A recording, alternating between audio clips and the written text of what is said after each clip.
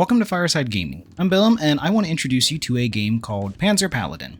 You probably aren't familiar with this game, but I am willing to bet that you know its developer, Tribute Games. My first experience with Tribute Games was playing Wizorb as a PSP Mini, which, for context, these were small downloadable titles on the PSP that usually only cost a few bucks. Basically indie games before the indie market really took off. But what most of you will probably recognize Tribute for are their recent licensed games. Tribute Games is the developer behind Teenage Mutant Ninja Turtles: Shredder's Revenge, Marvel Cosmic Invasion, and they're also working on Scott Pilgrim EX. Funnily enough, Tribute Games is made up of a bunch of former Ubisoft developers who worked on the GBA TMNT game as well as Scott Pilgrim vs. the World, the game, so it makes sense that they would do well with licensed games of those franchises. But we're not here to talk about Tribute's success as a licensed game developer. No, we want to talk about Panzer Paladin, an original title from the studio. Now, I don't do deep dives into the stories of indie games, but let me give you a basic premise of Panzer Paladin so that we know what we're getting into. Panzer Paladin centers on the rescue service android Flame and her mecha companion Grit. The two are caught up in a world domination affair when mysterious meteorites crash land on Earth and bring with them hordes of demons. Flame is a squire for peacekeeping organization Gauntlet, and Grit is her paladin companion. These two team up to stop these monsters from taking over the planet and making it their new home. Without getting into spoilers, I can safely say that I enjoyed the plot of Panzer Paladin. It's nothing that will blow the player away, but there are a few nice surprises during the journey, and I'm a fan of how the story was closed out. I also found Flame to be an endearing protagonist. She's got that spunky girl attitude that I quite enjoy. Let's call it tomboy with grace, which is a breath of fresh air in an industry that often thinks girl bosses are the only way to write a powerful female character. There's also a cast of interesting looking side characters, but they don't really get a lot of screen time, so they're not really super fleshed out.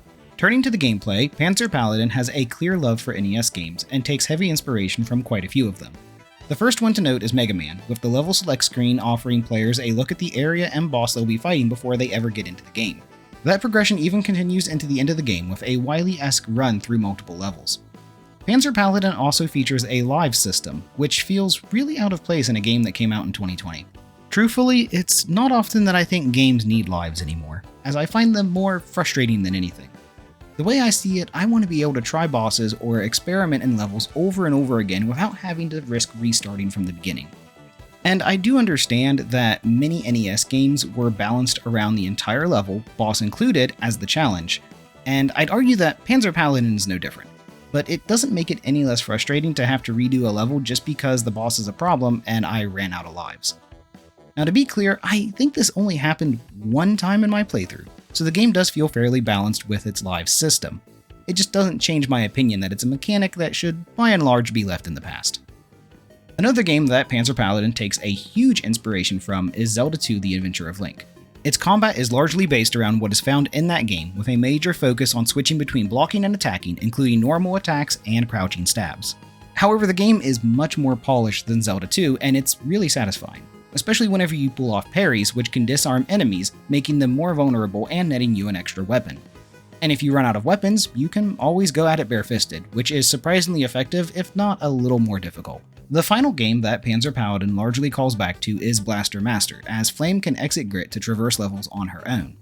While Blaster Master is cited as the inspiration for this, it makes me think more of Metal Warriors on the Super Nintendo. There's also a bit of Castlevania in here, as Flame attacks with a plasma whip that can also be used for platforming, much in the same vein as Super Castlevania 4. When in control of Grit, players will have the ability to collect weapons from enemies that they defeat. These weapons have special abilities that players can utilize, though doing so drains the endurance of them. This means players will have a rotating collection of weapons, and they may want to save some back for specific uses. For example, I always sat on a couple of weapons that could heal for whenever I got into boss fights, making it so that I rarely had to restart a level from the beginning. If you do run out of health before reaching the end of a level, it isn't game over. Instead, Flame ejects from Grit and continues on foot. If this happens mid-level, you can find energy stores that can be used to recharge Grit. This allows him to be summoned and piloted again. There will also be parts of levels that will force the players to switch to Flame, but there are special teleportation platforms where she can summon Grit to her throughout the levels. Also, Flame may be small, but she can still duke it out with the big guys when Grit is unavailable. I actually had a couple of cases where I beat bosses with Flame after they had dispatched Grit. These were definitely cases of winning by the skin of my teeth, but it was awesome that this was an option. I appreciated still being combat ready outside of Grit, as one of my biggest complaints about Metal Warriors has always been that there's really nothing the player can do against enemy mechs if theirs is already destroyed and there's not another one available. In between levels, players can trade in their excess weapons for spirit points to power up Grit, giving him increased health. They can also head over to the blacksmith and forge their own weapons. This is an incredibly neat feature as it allows you to design the weapon yourself with a sprite editor and then give it its own special stats and abilities. After you do so, the weapon is uploaded online, allowing other players to find and use it during their playthroughs.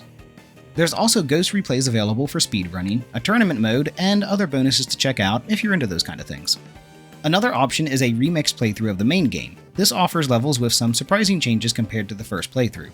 There's also a couple of different endings if you're looking for another reason to beat the game a second time after that initial run. Of course, we can't talk about a Tribute Games release without mentioning the graphics. If you know any of the studio's other works, you know that they excel at pixel art.